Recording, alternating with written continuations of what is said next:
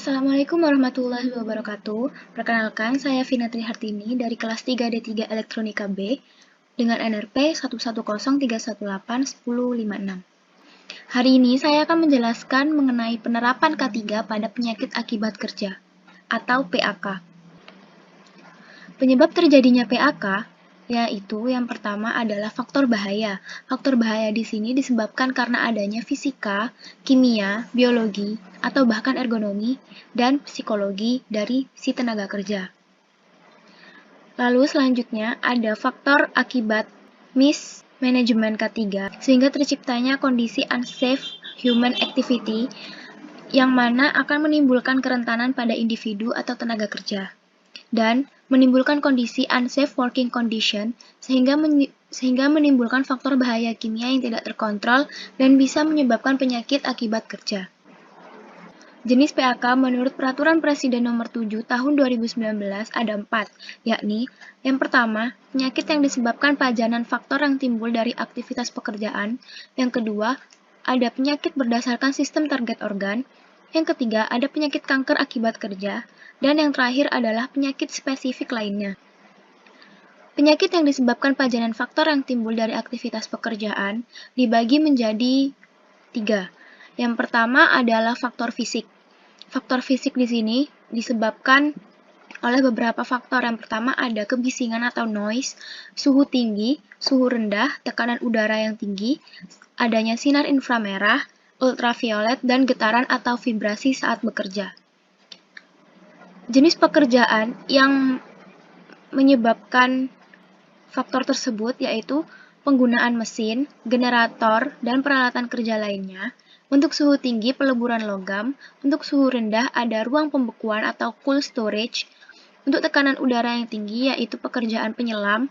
Untuk penyebab sinar inframerah, ada pekerjaan peleburan logam, peralatan fisioterapi, dan lain-lainnya. Lalu, untuk penyebab ultraviolet, ada pekerjaan welder. Dan yang terakhir adalah getaran atau vibrasi, yaitu industri atau pekerjaan chainsaw dan drilling.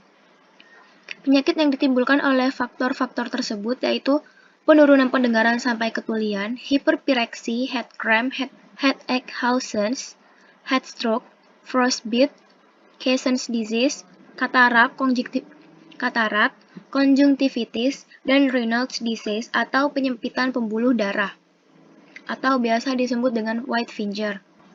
Berikut merupakan gambar dari Raynaud's syndrome dan gambar para pekerja medis COVID-19.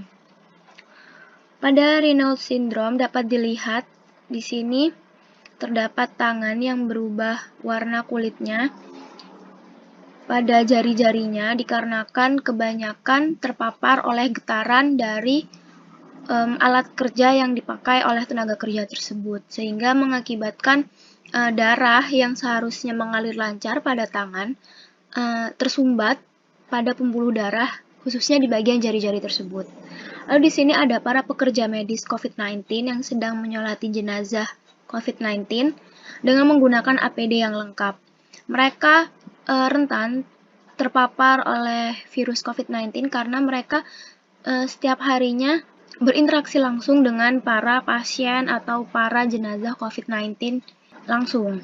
Jika tidak menggunakan APD yang tepat, para tenaga kerja akan mengalami penyakit akibat kerja seperti yang sudah dijelaskan sebelumnya. Lalu yang kedua dan ketiga ada faktor kimia dan faktor biologi. Yang kedua faktor kimia yaitu penyakit yang timbul oleh faktor kimia.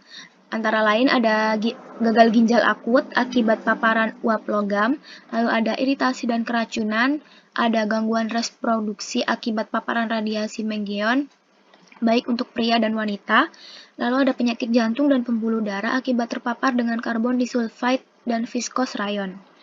Yang terakhir ada faktor biologi.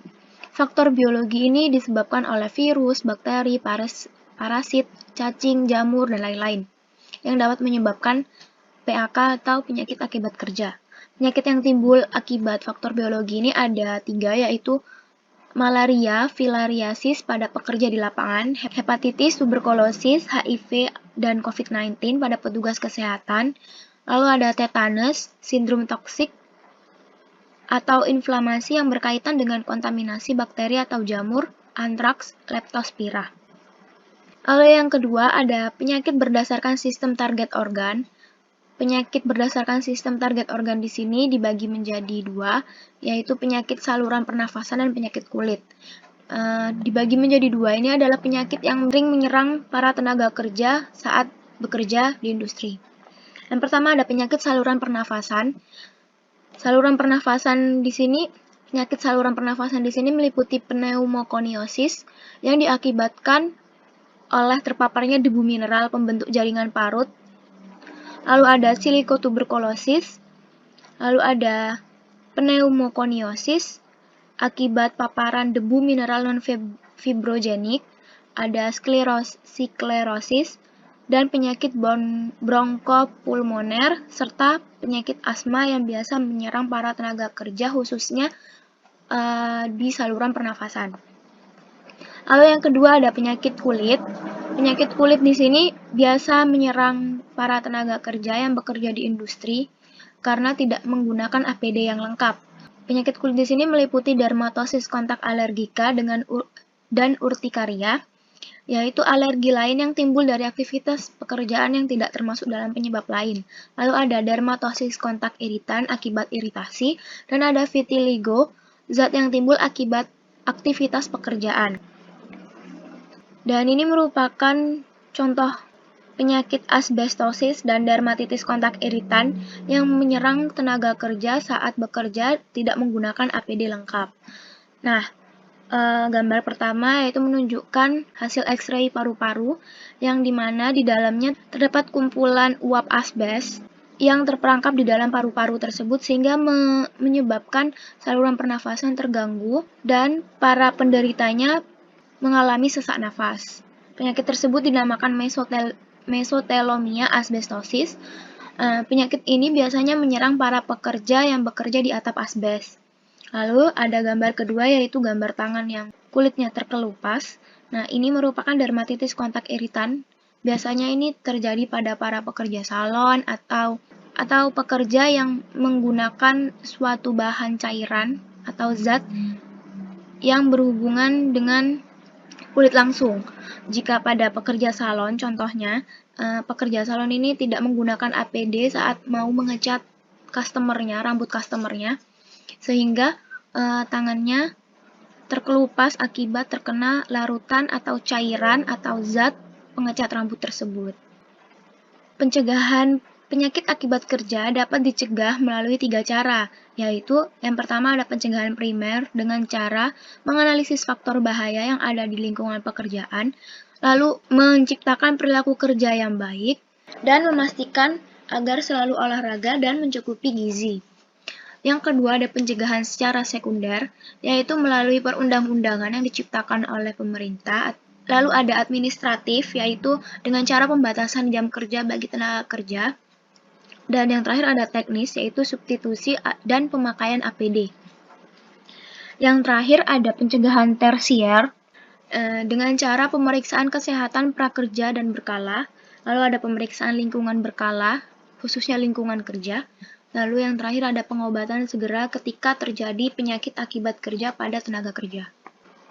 Penyakit akibat kerja memiliki dampak bagi tenaga kerja maupun bagi industri. Yang pertama, dampak bagi tenaga kerja dapat dirasakan secara langsung maupun tidak langsung. Akibat langsung yang dirasakan yaitu sementara tidak mampu bekerja atau STMB, lalu cacat sebagian atau total, bahkan yang paling fatal adalah meninggal. Dan dampak yang tidak langsung dirasakan oleh tenaga kerja yaitu kehilangan atau menurunnya kemampuan kerja akibat kerja tadi, lalu kehilangan pekerjaan total. Dan dampak bagi industri yang dirasakan yaitu ketika penyakit akibat kerja tidak terdeteksi. Yang pertama memerlukan biaya pengobatan yang tinggi, yang kedua mengurangi waktu kerja, dan yang ketiga kegiatan lebih banyak kuratif. Sedangkan dampak bagi industri pada PAK yang terdeteksi yaitu terbuangnya waktu untuk mengurus pengobatan dan kompensasi bagi tenaga kerja, lalu menurunkan motivasi kerja bagi tenaga kerja juga, lalu menurunkan image perusahaan karena pernah terjadi kecelakaan kerja. Sekian penjelasan mengenai penerapan K3 pada penyakit akibat kerja dari saya. Kurang lebihnya mohon maaf. Wassalamualaikum warahmatullahi wabarakatuh.